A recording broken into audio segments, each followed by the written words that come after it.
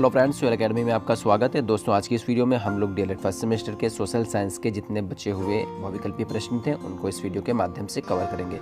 पिछली दो वीडियो में हम लोगों ने 128 राजन सीरीज के बहुविकल्पीय प्रश्नों को कवर कर लिया था और आज इस वीडियो में जितने यहाँ से क्वेश्चन बचे हुए हैं राजन सीरीज के उनको यहाँ से कवर करेंगे। दोस्तों, जिन लोगों ने पिछले वीडियो को नहीं देखा है तो डिस्क्रिप्शन बॉक्स में उसका लिंक मौजूद है। आप लिंक पर क्लिक करके उन वीडियो को अच्छे से देख लीजिए जिससे आपके बहुविकल्पीय प्रश्न अच्छे से तैयार हो जाए।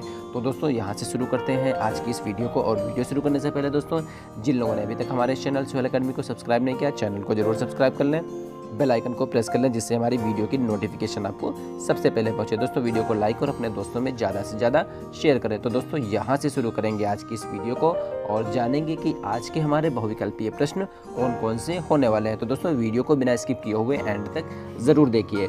पहला क्वेश्चन आज का यहाँ पर आता है कि सिंधु घाटी सभ्यता के लोगों का मुख्य व्यवसाय क्या था। देखिए, मुख्य व्यवसाय क्या पूछ रहा है, ठीक है। तो व्यापार था, पशुपालन था, शिकार था या फिर कृषि था। अगला क्वेश्चन यहाँ पर आता है कि सिंधु घाटी सभ्यता में बृहत स्नानागार कहाँ पाया गया। तो मोहनजोदड़ो, हड़प्पा, लोथल में या फिर कालीबंगा में। तो जो वृहत स्नानागार था वो मिला है आपके मोहनजोदड़ो में, ठीक। अगला क्वेश्चन यहाँ से आता है कि हड़प्पा सभ्यता के अंतर्गत हल से जोते गए खेत के साक्ष्य कहाँ मिले, यानी खुदाई में जो अवशेष मिले वहाँ पर एक अवशेष मिला है हल से जोते गए खेत के साक्ष्य, यानी खेत को किससे जोता गया, हल से। इसका साक्ष्य पूछ रहा है कहाँ पर मिला, रोपड़ में मिला, लोथल में मिला, कालीबंगा में मिला या फिर बनवाली में मिला। तो हल से जोते गए खेत का जो साक्ष्य था वो मिला था कालीबंगा में, ठीक है। अगला क्वेश्चन यहाँ पर आता है सिंधु सभ्यता की ईंटों का अलंकरण किस स्थान पे मिला, यानी अलंकरण ईंटें कहाँ से प्राप्त हुई, कालीबंगा से प्राप्त हुई या फिर मोहनजोदड़ो से प्राप्त हुई, चनहूदड़ो से प्राप्त हुई या फिर बनवाली से प्राप्त हुई। तो सिंधु सभ्यता में अलंकरण ईंट जो थी वो मिली है कालीबंगा से, ठीक है। अगला क्वेश्चन यहाँ पर आता है कि ऑपरेशन फ्लड कार्यक्रम किससे संबंधित है। तो बाढ़ रोकने से या फिर कृषि में उत्पादन से या फिर पानी के संरक्षण से या फिर दुग्ध उत्पादन की वृद्धि से। तो ऑपरेशन जो फ्लड था इसकी शुरुआत हुई थी, ये कार्यक्रम जो संबंधित था वो था दुग्ध उत्पादन की वृद्धि से, ठीक है। अगला क्वेश्चन, गद्य और पद्य दोनों में रचित वेद है, यानी कौन सा वेद गद्य और पद्य दोनों में रचित है, ऋग्वेद, सामवेद, यजुर्वेद या फिर अथर्ववेद। तो भारतीय संगीत का जनक या गद्य और पद्य में रचित जो वेद है वो हो जाएगा सामवेद, ठीक। अगला क्वेश्चन आता है कि मनरेगा योजना भारत सरकार द्वारा शुरू की गई 2000 में, 2002 में या फिर 2004 में या फिर 2006 में। तो मनरेगा योजना जो थी वो भारत सरकार के द्वारा 2006 में शुरू की गई थी। अगला क्वेश्चन आता है कि नगर निगम का सर्वोच्च निर्वाचित अधिकारी क्या कहलाता है, सदस्य कहलाता है, अध्यक्ष कहलाता है, उपाध्यक्ष कहलाता है या फिर मेयर कहलाता है। तो नगर निगम का जो सर्वोच्च अधिकारी है वो है, या सर्वोच्च अधिकारी कहलाता है मेयर कहलाता है, ठीक है। और नगर पंचायत का क्या कहलाता है, नगर पंचायत का अध्यक्ष कहलाता है, ठीक। और नगर पालिका का भी अध्यक्ष कहलाता है, ठीक है। अगला क्वेश्चन आता है कि जिले में परिवार कल्याण के कार्य कौन करता है, ठीक है। यानी परिवार कल्याण के जो कार्यक्रम होते हैं उनको कौन करवाता है, जिला न्यायाधीश करवाता है, जिला बेसिक शिक्षा अधिकारी करवाता है या फिर मुख्य विकास अधिकारी या फिर मुख्य चिकित्सा अधिकारी। तो यहाँ पर जो जिले में कल्याण से संबंधित जो भी काम होंगे वो करवाएंगे मुख्य चिकित्सा अधिकारी, यानी CMO जिनको कहते हैं, ठीक है। अगला, राजुक थे, तो चोल राज्य के ये व्यापारी थे या गुप्त साम्राज्य के सामंत वर्ग थे या मौर्य वंश के न्यायाधीश थे, या मौर्य शासन में जो न्यायाधीश थे वो थे या फिर यहाँ पे शक सेना सैनिक थे यहाँ पे, ठीक है। तो राजुक जो थे वो थे मौर्य शासन में न्यायाधीशों को राजुक कहते थे, ठीक है। अगला, सांची का स्तूप कहाँ स्थित है, ठीक है। तो उत्तर प्रदेश में स्थित है, बिहार में स्थित है, मध्य प्रदेश में स्थित है या फिर महाराष्ट्र में स्थित है, ठीक। तो सांची का जो स्तूप है वो है में स्थित है, ठीक है। अगला क्वेश्चन आता है कि ग्लोब प्रतिरूप है, तो ग्लोब किसका प्रतिरूप है, सूर्य का है, चंद्रमा का है, पृथ्वी का है या फिर महासागर का है। तो ग्लोब जो प्रतिरूप होगा वो हो जाएगा पृथ्वी का, ठीक। अगला क्वेश्चन, शक संवत किसने चलवाया, ठीक है। कनिष्क के द्वारा चलाया गया, अशोक के द्वारा, चंद्रगुप्त मौर्य के द्वारा या फिर समुद्रगुप्त के द्वारा। तो शक संवत जो चलाया गया था वो चलाया गया था कनिष्क के द्वारा यहाँ पे, ठीक। और चंद्रगुप्त मौर्य ये मौर्य साम्राज्य का संस्थापक था, ध्यान रखिएगा। अगला क्वेश्चन यहाँ पर आता है कि पंचवर्षीय योजनाओं को अंतिम रूप कौन देता है, योजना मंत्री देता है, राष्ट्रपति देता है, या फिर प्रधानमंत्री देता है, या फिर राष्ट्रीय विकास परिषद। तो पंचवर्षीय योजनाओं को जो अंतिम रूप है वो देता है आपका प्रधानमंत्री। ठीक है। अगला आता है सूर्य के सबसे निकट ग्रह कौन सा है। ठीक, पृथ्वी है, मंगल है, बुध है, या फिर शुक्र है। तो सूर्य के सबसे निकट जो ग्रह है वो है बुध। ठीक। अगला क्वेश्चन आता है कि निम्न में से कौन सा कथन सही नहीं है। तो यहाँ पर 4 स्टेटमेंट दिए हैं, उसमें से आपको देखना है कि एक स्टेटमेंट उसमें से गलत है, आपको उस गलत वाले स्टेटमेंट का चुनाव करना है। ठीक है। तो यहाँ पे ए ऑप्शन देखिए कि ए ऑप्शन आता है कि दिशा, दूरी और प्रतीक मानचित्र के घटक हैं। बी ऑप्शन आता है कि मानचित्र का नीचे का सिरा उत्तर दिशा में होता है। सी ऑप्शन देखिए दिग्ग सूचक यंत्र की चुंबकीय सुई सदैव उत्तर व दक्षिण दिशा में ठहरती है। या फिर डी ऑप्शन के रेल, कस्बा आदि का सही स्वरूप से को मानचित्र में दर्शाया जाता है। ठीक है। तो इसमें से बताया जा रहा है कि इसमें से आपको एक ऐसे कथन का चुनाव करना है जो सही नहीं है। ठीक है। तो यहाँ पर दिशा, दूरी और प्रतीक मानचित्र के घटक हैं, ये तो बिल्कुल राइट हो जाएगा, ये गलत नहीं, ये बिल्कुल सही स्टेटमेंट यहाँ पर है। ठीक है। फिर उसके बाद मानचित्र का नीचा का सिरा उत्तर दिशा में होता है। देखिए जब मानचित्र आप देखेंगे तो वहाँ पर इस तरीके से एक एरो लगा होता है। ठीक है। तो इसमें क्या होता है, ये जो नीचे का सिरा होता है ये कहाँ का होता है, इसमें बताया जा रहा है उत्तर दिशा का होता है। लेकिन दोस्तों जब मानचित्र इस तरीके से जो होता है उसमें जो दिशाएं होती हैं ये पूरब की दिशा होती है, ये पश्चिम की होती है, ऊपर की ये उत्तर की दिशा होती है और नीचे ये दक्षिण होती है। ठीक है। तो इस तरीके से दोस्तों यहाँ पर देखिए ये वाला ऑप्शन कि मानचित्र में नीचे का सिरा उत्तर दिशा में होता है, गलत। तो ये जो यहाँ पर ये स्टेटमेंट तो गलत है। ठीक। तो इसीलिए यहाँ पर कह रहा है कि कौन सा कथन सही नहीं है, तो यही कथन है, ये सही नहीं है। अगला क्वेश्चन यहाँ पर आता है अंतर्राष्ट्रीय तिथि रेखा कहते हैं किसको कहते हैं। 180 डिग्री देशांतर रेखा को कहते हैं, 0 डिग्री देशांतर रेखा को कहते हैं, या 0 से 180 दाहिने हाथ पूर्वी देशांतर तक के भाग को कहते हैं, या फिर 0 से 180 डिग्री बाएं हाथ पश्चिमी देशांतर तक के भाग को कहते हैं। तो यहाँ पर अंतर्राष्ट्रीय तिथि रेखा जो होगी वो हो जाएगी 180 डिग्री देशांतर रेखा को क्या कहेंगे, अंतर्राष्ट्रीय तिथि रेखा। ठीक। अगला क्वेश्चन आता है कि नीला ग्रह यानी ब्लू प्लैनेट कहते हैं, सूर्य को कहते हैं, पृथ्वी को कहते हैं, चंद्रमा को कहते हैं, या फिर शुक्र को कहते हैं। तो नीला ग्रह कहते हैं आपकी पृथ्वी की। क्यों कहते हैं, क्योंकि यहाँ पर जो जल है, जल की मात्रा के कारण इसको ब्लू प्लैनेट यानी नीला ग्रह कहते हैं। ठीक है। अगला क्वेश्चन आता है कि हड़प्पा सभ्यता से संबंधित स्थल कालीबंगा, मतलब कालीबंगा कहाँ स्थित है, गुजरात में स्थित है, राजस्थान में स्थित है, उत्तर प्रदेश में, या फिर बंगाल में। तो कालीबंगा स्थित है आपके गुजरात में। ठीक। अगला क्वेश्चन आता है कि मुद्रण कला के आविष्कारक कौन थे, यूनानी थे, रोमन थे, ईरानी थे, या फिर चीनी थे। तो ये जो चीनी लोग थे ये मुद्रण कला के आविष्कारक थे। ठीक है। अगला क्वेश्चन यहाँ से आता है कि जैन धर्म के संस्थापक कौन थे, ऋषभदेव थे, महावीर स्वामी थे, पार्श्वनाथ थे, या फिर अरिष्टनेमी थे। तो जैन धर्म के जो संस्थापक थे वो थे ऋषभदेव। ठीक। इनको प्रथम संस्थापक कहते हैं। ठीक है। और इस यहाँ पर जो महावीर स्वामी थे ये जैन धर्म के अंतिम और 24वें तीर्थंकर थे, ऋषभदेव प्रथम तीर्थंकर थे। ठीक है। अगला क्वेश्चन आता है द्वितीय बौद्ध संगीति को कहते हैं सभा। ठीक है। इसका आयोजन कहाँ हुआ था। ठीक है। अशोक के शासनकाल में हुआ था, अजातशत्रु के शासनकाल में हुआ था, कालाशोक के शासनकाल में हुआ था, या फिर कनिष्क के शासनकाल में हुआ था। तो देखिए दोस्तों यहाँ पर अशोक के शासनकाल में, अजातशत्रु के शासनकाल में, कालाशोक के शासनकाल में, या फिर कनिष्क के शासनकाल में। तो देखिए सबसे पहले यहाँ पर द्वितीय बौद्ध संगीति का आयोजन किसके शासनकाल में हुआ था हम उसको जानते हैं। तो यहाँ पर जो ये कालाशोक है, कालाशोक के शासनकाल में द्वितीय बौद्ध संगीति का आयोजन हुआ। द्वितीय बौद्ध संगीति कब हुई थी, तो 383 ईसा पूर्व में। ठीक है। द्वितीय बौद्ध संगीति हुई। प्रथम बौद्ध संगीति जो हुई है वो हुई है 483 ईसा पूर्व में, किसके शासनकाल में, अजातशत्रु के शासनकाल में। अशोक के शासनकाल में 251, ठीक है, या कहीं कहीं पर 255 ईसा पूर्व मिलता है। ठीक है। यानी 251 से 51 या 255 दो आपको ऑप्शन मिलेंगे यहाँ पे। तो कहीं पर 251 ईसा पूर्व दिया है, कहीं पर 255 ईसा पूर्व दिया है। ठीक है।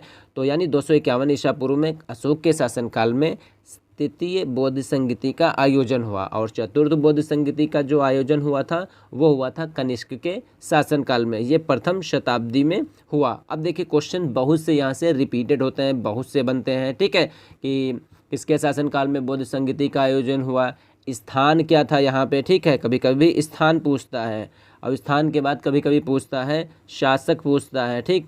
और कभी कभी पूछता है अध्यक्ष कौन था। ठीक। तो सबसे पहले यहाँ पर आता है स्थान राजगृह जैसे। ठीक है। फिर उसके बाद वैशाली। ठीक। फिर उसके बाद पाटलिपुत्र, उसके बाद कुंडलवन यानी कश्मीर। ठीक। तो यहाँ पर ये स्थान हो गए प्रथम बौद्ध संगति, द्वितीय बौद्ध संगति, तृतीय बौद्ध संगति और चतुर्थ बौद्ध संगति। शासक कौन था यहाँ पे, तो पहली बौद्ध संगति के समय शासक कौन था, शासक था आपका अजातशत्रु, ठीक है। द्वितीय बौद्ध संगति के समय शासक कौन था, शासक था आपका कालाशोक। तृतीय बौद्ध संगति के समय शासक कौन था, वो था अशोक। चतुर्थ बौद्ध संगति के समय शासक कौन था, वो था कनिष्क, ठीक, ये हो गया। फिर उसके बाद यहाँ पे अध्यक्ष कौन था, तो अध्यक्ष यहाँ पर होता है पहली बौद्ध संगति में महाकश्यप, ठीक। उसके बाद दूसरी बौद्ध संगति में सबाकामी, ठीक। तृतीय बौद्ध संगति में मंगोलीपुत्र तिस हो गया, ठीक। और चतुर्थ बौद्ध संगति में यहाँ पर जो वो थे अध्यक्ष थे वो थे वसुमित्र, ठीक। तो इस तरीके से दोस्तों यहाँ पे क्वेश्चन बहुत से बनते हैं। कभी कभी समय पूछ लेता है, तो 483 ईसा पूर्व पहली बौद्ध संगति, 383 ईसा पूर्व में द्वितीय बौद्ध संगति, 251 ईसा पूर्व में तृतीय बौद्ध संगति और प्रथम शताब्दी में दोस्तों आपकी चतुर्थ बौद्ध संगति का आयोजन हुआ था। तो दोस्तों इस तरीके से एक इसको टैली बना के आप याद कर लीजिएगा, जिससे यहाँ से आपका क्वेश्चन 100% आने के चांसेस बने रहते हैं, ठीक है। अगला क्वेश्चन यहाँ पर आता है कि सिकंदर ने भारत पर कब आक्रमण किया था, 321 ईसा पूर्व में, 322 ईसा पूर्व में, 324 ईसा पूर्व में या फिर 326 ईसा पूर्व में, ठीक है। तो सिकंदर ने भारत पर आक्रमण किया, वो समय था 326 ईसा पूर्व का, ठीक। देशांतर रेखा का दूसरा नाम क्या है, मैकमोहन रेखा है, मध्याह्न रेखा है, मकर रेखा है या फिर इनमें से कोई नहीं। तो देशांतर रेखा का जो दूसरा नाम होगा वो हो जाएगा मध्याह्न रेखा यहाँ पे, ठीक है। मैकमोहन रेखा जो होगी वो भारत और चाइना के बीच स्थित है, और मकर रेखा ये ग्लोब पर खींची गई काल्पनिक रेखा होती है, ठीक। ध्यान रखिएगा, हमारे सौरमंडल में ग्रहों की संख्या कितनी है, 9 है, 8 है, 7 है या फिर 6 है। तो सौरमंडल में जो ग्रहों की संख्या होगी वो हो जाएगी 8, उससे पहले 9 थे, ठीक है। तो यहाँ पर पूछ रहे हैं अब कितनी है वर्तमान समय में, तो वो 8 हो जाएगी, ठीक। अगला क्वेश्चन आता है कि पुच्छल तारे बने होते हैं, यानी पुच्छल तारे किससे बने होते हैं, चट्टानों के आकाशीय पिंड से या फिर बर्फ के आकाशीय पिंड से या फिर धूल के आकाशीय पिंड से या फिर चट्टान, बर्फ, धूल और गैस के आकाशीय पिंड से। तो जो पुच्छल तारे बने होंगे ये बने होंगे, चट्टान होती है, बर्फ, धूल और गैस के आकाशीय पिंडों से। तो इसका राइट आंसर हो जाएगा डी ऑप्शन, ठीक है। अगला क्वेश्चन यहाँ पर आता है कि एक पूर्णिमा से दूसरी पूर्णिमा तक अपनी कलाओं को पूरा करने में चंद्रमा का लगने वाला समय कितना है, ठीक है। 31 दिन का है, 30 दिन का है या फिर 29 दिन 8 घंटे या फिर 28 दिन 23 घंटे। तो देखिए एक पूर्णिमा से दूसरी पूर्णिमा तक अपनी कलाओं को पूरा करने में चंद्रमा का जो लगने वाला समय होता है वो होता है 29 दिन से अधिक। तो 29 दिन 8 घंटे यहाँ पर लिखा है, ठीक है ना। तो यही इसका राइट आंसर हो जाएगा। 31 दिन तो होगा नहीं, 30 दिन भी नहीं होगा, 28 दिन 23 घंटे ये नहीं होगा। तो 29 दिन कहीं पर 12 घंटे मिलते हैं, ठीक है। तो यहाँ पर जो समय लगने वाला जो समय है वो हो जाएगा 29 दिन 8 घंटे, ठीक है। तो ये राइट आंसर इसका हो जाएगा, ठीक। अगला क्वेश्चन यहाँ पर आता है कि निम्नलिखित विद्वानों में से हड़प्पा सभ्यता का सर्वप्रथम खोजकर्ता कौन था, यानी 4 विद्वान दिए, आपको बताना है कि हड़प्पा सभ्यता की खोज सबसे पहले किसने की। सर जॉन मार्शल ने की, आर.डी. बनर्जी ने की, कनिंघम ने की या फिर दयाराम साहनी ने की। तो हड़प्पा सभ्यता की सबसे पहले जो खोज की थी वो की थी दयाराम साहनी ने, ठीक है। अगला क्वेश्चन, किस सभ्यता को नील नदी का वरदान कहते हैं, असीरिया सभ्यता को, मेसोपोटामिया की सभ्यता को, बेबीलोन की सभ्यता को या मिस्र की सभ्यता को। तो मिस्र की सभ्यता को क्या कहते हैं, नील नदी का वरदान, ठीक। अगला क्वेश्चन यहाँ पर आता है कि सूर्य के ग्रहों की संख्या है, ठीक है। सूर्य के ग्रहों की संख्या कितनी है, या सौरमंडल में कितने ग्रह हैं। तो सूर्य के ग्रहों की संख्या कितनी है, तो ग्रहों की संख्या कितनी है दोस्तों, 5 है, 7 है, 6 है या फिर 8 है। तो ग्रहों की संख्या है 8, ठीक। अगला क्वेश्चन कि वे रेखाएं जो भूमध्य रेखा के समानांतर उत्तरी तथा दक्षिणी ध्रुव के भागों में पूर्व से पश्चिम की ओर खींची मानी जाती हैं, ठीक है, उनको क्या कहते हैं, अक्षांश रेखाएं, देशांतर रेखाएं, कर्क रेखा या फिर मकर रेखा। तो वे रेखाएं जो भूमध्य रेखा के समानांतर उत्तरी और दक्षिणी ध्रुव के भागों में, ठीक है, पूर्व से पश्चिम की ओर खींची जाती है, उनको कहते हैं अक्षांश रेखाएं, ठीक है। अक्षांश रेखाएं दोस्तों क्या होती हैं, ये इस तरीके से होती हैं। क्या बता रहा है, वे रेखाएं जो भूमध्य रेखा के समानांतर, ये भूमध्य रेखा है, यहाँ पे 2 पार्टों में इसको बांट दिया गया, भूमध्य यानी भूमि के बीच में खींची हुई रेखा, ठीक है। उत्तरी और दक्षिणी ध्रुव, तो उत्तरी ध्रुव कौन सा है, उत्तरी ध्रुव यहाँ पर ये हो जाएगा, दक्षिणी ध्रुव ये वाला पार्ट हो जाएगा, ठीक, के भागों में पूर्व से पश्चिम की ओर। तो पूरब ये है और पश्चिम ये है, तो यही तो बता रहा है इस तरीके से खींची गई रेखाएं हैं, ठीक। तो ये क्या है, ये रेखाएं होती हैं अक्षांश रेखाएं। और देशांतर रेखाएं दोस्तों क्या होती हैं, देशांतर रेखाएं भी थोड़ा सा समझ लीजिए। ये ग्लोब यहाँ पर, और यहाँ से उत्तर से दक्षिण की ओर इस तरीके से जो ये काल्पनिक रेखाएं होती हैं ये हो जाती हैं देशांतर रेखाएं। क्लियर। यहाँ से अगला क्वेश्चन आता है कि भारत किस गोलार्ध में स्थित है? तो उत्तरी गोलार्ध में, दक्षिणी गोलार्ध में, आवर्बा में, या फिर इनमें से कोई नहीं। तो दोस्तों फिर यहाँ पर इस तरीके से ये ग्लोब आ गया। तो भारत को देखिए, अगर ये क्या है, भूमध्य रेखा है, उसके बाद कर्क रेखा, यहाँ से मकर रेखा यहाँ पर होती है, तो ये जो कर्क रेखा है भारत के बीचों बीच से गुजर रही, तो भारत कहाँ है? ये तो उत्तरी गोलार्ध है नहीं है, और ये दक्षिणी गोलार्ध है, तो भारत किस गोलार्ध में है? तो भारत हो जाएगा उत्तरी गोलार्ध में। ठीक, समझिए यहाँ से। अगला क्वेश्चन यहाँ पर आता है कि वैदिक काल में एक ही वंश के सभी लोगों को क्या कहते हैं? वंशज कहते थे, परिवार कहते थे, भीड़ कहते थे, या फिर जन कहते थे? तो वैदिक काल में एक ही वंश के सभी लोगों को वंशज कहते थे। ठीक। अगला क्वेश्चन, ग्रह को अंग्रेजी में क्या कहते हैं? ठीक है, यानी ग्रह को अंग्रेजी भाषा में क्या कहते हैं? प्लांट कहते हैं, प्लैनेट कहते हैं, पैंट कहते हैं, या फिर प्लेन कहते हैं? तो ग्रह को अंग्रेजी भाषा में कहेंगे प्लैनेट। ठीक है। अगला क्वेश्चन आता है कि महात्मा बुद्ध के गृह त्याग की घटना को बौद्ध ग्रंथों में क्या कहा जाता है? महाविनिष्क्रमण कहते हैं, महापरिनिर्वाण कहते हैं, धर्मचक्र परिवर्तन कहते हैं, या फिर अपरिग्रह कहते हैं? देखिए, महात्मा बुद्ध की जो गृह त्याग की जो घटना है इसको बौद्ध ग्रंथों में कहते हैं महाविनिष्क्रमण। ठीक। और जो मृत्यु की जो घटना थी उसको कहते थे महापरिनिर्वाण। ठीक है। अगला क्वेश्चन आएगा, शैववाद किस धर्म के दर्शन का मूल आधार है? शैव धर्म का, बौद्ध धर्म का, भागवत धर्म का, या फिर जैन धर्म का? तो शैववाद ये जो है जैन धर्म का, धर्म या जैन दर्शन का मूल आधार है। ठीक है। अगला, श्वेतांबर और दिगंबर नामक संप्रदाय किस धर्म से संबंधित हैं? तो जैन धर्म से, बौद्ध धर्म से, ईसाई धर्म से, या फिर वैष्णव धर्म से? तो श्वेतांबर और दिगंबर ये जैन धर्म से संबंधित दो संप्रदाय हैं। और बौद्ध धर्म से संबंधित दो संप्रदाय, एक है आपका हीनयान और दूसरा है महायान। ठीक, ध्यान रखिएगा, ऐसा ना हो कंफ्यूज हो जाइए। ठीक। अगला क्वेश्चन यहाँ पर आता है कि पृथ्वी के सबसे निकट कौन सा ग्रह है? शुक्र है, वरुण है, शनि है, या फिर मंगल है? तो पृथ्वी के सबसे निकट ग्रह हो जाएगा शुक्र यहाँ पे। ठीक। अगला क्वेश्चन यहाँ पर आता है कि हड़प्पा नामक स्थल किस प्रांत से संबंधित है? बिहार से, उत्तर प्रदेश से, पंजाब से, या फिर हरियाणा से? तो यहाँ पर आपको बताना है कि हड़प्पा जो है कहाँ स्थित है। ठीक है। तो हड़प्पा जो होगा वो स्थित है आपका पंजाब से संबंधित है। ठीक है। अगला क्वेश्चन आता है यहाँ से कि मोहनजोदड़ो से प्राप्त नर्तकी की मूर्ति किस धातु से बनी है? ठीक है, यानी मोहनजोदड़ो से जो नर्तकी की मूर्ति प्राप्त हुई, ठीक, किस धातु से बनी है? कांसे की बनी, तांबे की बनी, लोहे की बनी, सोने की बनी? तो ये बनी है कांसे की, और इसीलिए हड़प्पा सभ्यता को क्या कहते हैं? कांस्ययुगीन सभ्यता भी कहते हैं। ठीक है। अगला क्वेश्चन यहाँ से आता है कि मेसोपोटामिया किस देश से संबंधित है? ईरान से संबंधित है, इराक से संबंधित है, तेहरान से, या फिर पाकिस्तान से? तो मेसोपोटामिया ये संबंधित है ईरान से। ठीक। अगला क्वेश्चन, पिता शब्द हिंदी का है। ठीक है, इसका फारसी शब्द क्या है? पाटर है, फादर है, पिदर है, या फिर पितृ है? तो यहाँ पे जो पिता शब्द हिंदी का है, ठीक है, इसका फारसी शब्द हो जाएगा पिदर, और फादर हो जाएगा अंग्रेजी का, पितृ हो जाएगा संस्कृत का। अगला कौन सा साहित्य धर्मेतर साहित्य है? राजतरंगिणी, जातक कथा, महाभारत, या फिर रामायण? तो ये जो राजतरंगिणी ये धर्मेतर साहित्य है। अगला क्वेश्चन यहाँ पर आता है, साम का अर्थ क्या है? तो साम का अर्थ क्या हो जाएगा? यज्ञ हो जाएगा, मंत्र हो जाएगा, स्तुति हो जाएगा, गान हो जाएगा। तो साम का शाब्दिक अर्थ हो जाता है गान। अगला, वेदांग कितने हैं? 7 हैं, 6 हैं, 5 हैं, या फिर 3 हैं? तो वेदांगों की संख्या है 6। ठीक। अगला, गैर मान्यता प्राप्त विवाह था? ब्रह्म विवाह, गंधर्व विवाह, या फिर प्रजापति विवाह, या फिर आर्य विवाह? ठीक है। तो यहाँ पर जो गैर मान्यता प्राप्त जो विवाह था वो था गंधर्व विवाह। ठीक। अगला, उत्तर वैदिक कालीन संदेशवाहक क्या कहलाते थे? दूत कहलाते थे, पालागल कहलाते थे, उग्र कहलाते थे, या फिर डाकिया कहलाते थे? तो उत्तर वैदिक काल में जो संदेशवाहक थे, यानी एक स्थान से दूसरे स्थानों को जो संदेश ले जाते थे, उनको कहते थे दूत। ठीक। अगला क्वेश्चन यहाँ पर आता है, बुद्ध के समकालीन सम्राट माना जाता है? किसको माना जाता है? यहाँ पे परघोत को माना जाता है, अजातशत्रु को माना जाता है, या फिर अशोक को माना जाता है, या फिर बिंबिसार को माना जाता है? तो बुद्ध के समकालीन जो सम्राट थे वो थे परघोत यहाँ पे। ठीक है। अगला क्वेश्चन, इतिहास घटनाओं या विचारों की उन्नति का सुसंबद्ध विवरण है? ये किसने कहा? घाटे ने कहा, प्रोफेसर कार्रे ने कहा, पंडित जवाहरलाल नेहरू ने कहा, या फिर रैम्पसन ने कहा?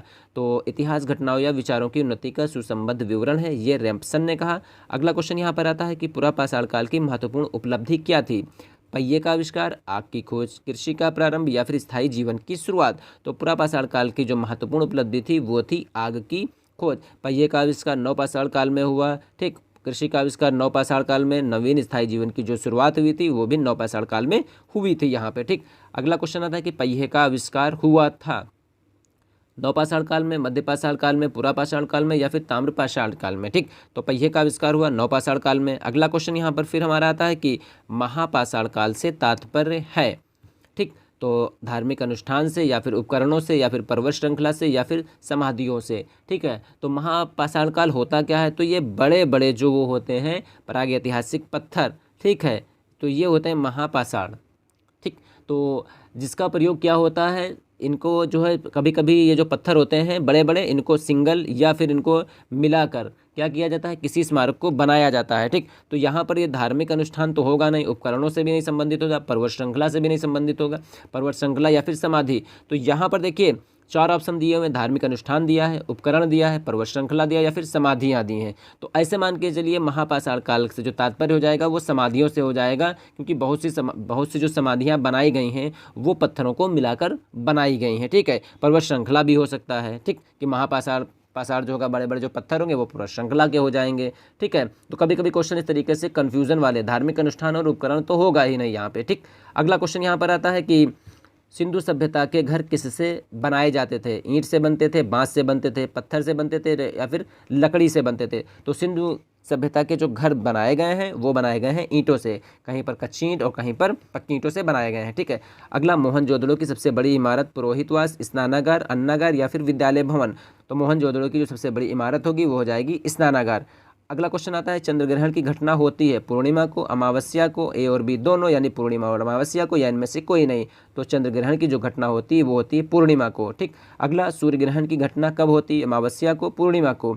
तो सूर्य ग्रहण की जो घटना होगी वो हो जाएगी अमावस्या को। ध्यान रखिएगा, चंद्र ग्रहण, पूर्णिमा, सूर्य ग्रहण, अमावस्या। ठीक, अगला क्वेश्चन, पृथ्वी के सबसे दूर कौन सा ग्रह है, शनि है, अरुण है, वरुण है या फिर बुध है यहाँ पे। ठीक है, तो पृथ्वी के सबसे दूर जो है वो हो जाएगा अरुण। ठीक है, कि भारत में किस प्रकार की दलीय व्यवस्था है। ठीक है, तो एकात्मक, 2 दलीय, बहुदलीय या फिर इनमें से कोई नहीं। तो भारत में दलीय व्यवस्था है, बहुदलीय, और इस वक्त लोकसभा इलेक्शन के जो चुनाव हैं वो चल रहे हैं यहाँ पे। ठीक, तो अगला, भारत का उपग्रह है चंद्रमा है, बुध है, शनि है या फिर वरुण है। तो पृथ्वी का उपग्रह हो जाएगा चंद्रमा।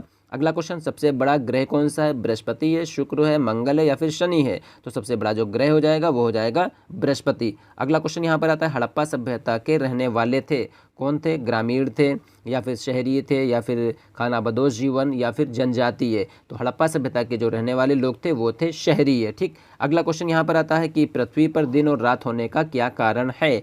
तो पृथ्वी के अक्ष का झुकाव या फिर पृथ्वी का सूर्य के चारों ओर परिक्रमण या फिर पृथ्वी के सापेक्ष सूर्य की गति या पृथ्वी का अपने अक्ष पर घूर्णन।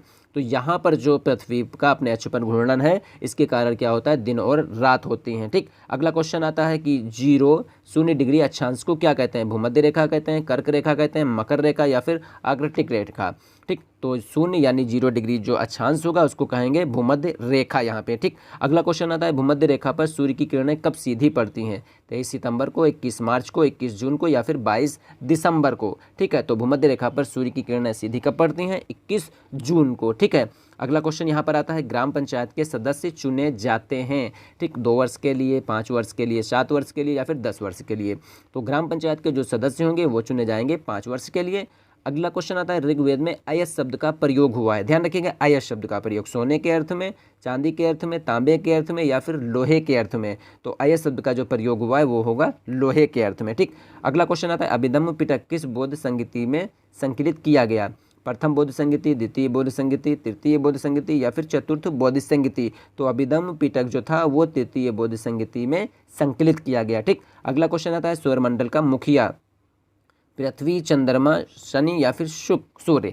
तो सौरमंडल का जो मुखिया हो जाएगा वो हो जाएगा सूर्य। ठीक है, अगला क्वेश्चन यहाँ से आता है कि विश्व का सबसे गहरा महासागर, तो हिंद महासागर, प्रशांत महासागर, अटलांटिक महासागर या फिर आर्कटिक महासागर। तो विश्व का सबसे गहरा जो महासागर होगा वो हो जाएगा प्रशांत महासागर। ठीक है तो दोस्तों आज की इस वीडियो में हम लोगों ने डीएलएड फर्स्ट सेमेस्टर के सोशल साइंस के जितने भी हमारे राजन सीरीज के बचे हुए बहुविकल्पीय प्रश्न थे उनको इस वीडियो के माध्यम से कवर कर लिया। तो उम्मीद करते हैं दोस्तों यहाँ से जो भी बताए गए पॉइंट हैं और क्वेश्चन है वो आपको जरूर समझ में आ गए होंगे। तो दोस्तों जिन लोगों ने अभी तक हमारे चैनल सोयल अकेडमी को सब्सक्राइब नहीं किया तो चैनल को जरूर सब्सक्राइब कर लें, बेल आइकन को प्रेस कर लें जिससे हमारी वीडियो की नोटिफिकेशन आपको सबसे पहले पहुंचे। दोस्तों वीडियो को लाइक और अपने दोस्तों में ज़्यादा से ज़्यादा शेयर करें। तो मिलते हैं दोस्तों नेक्स्ट वीडियो में।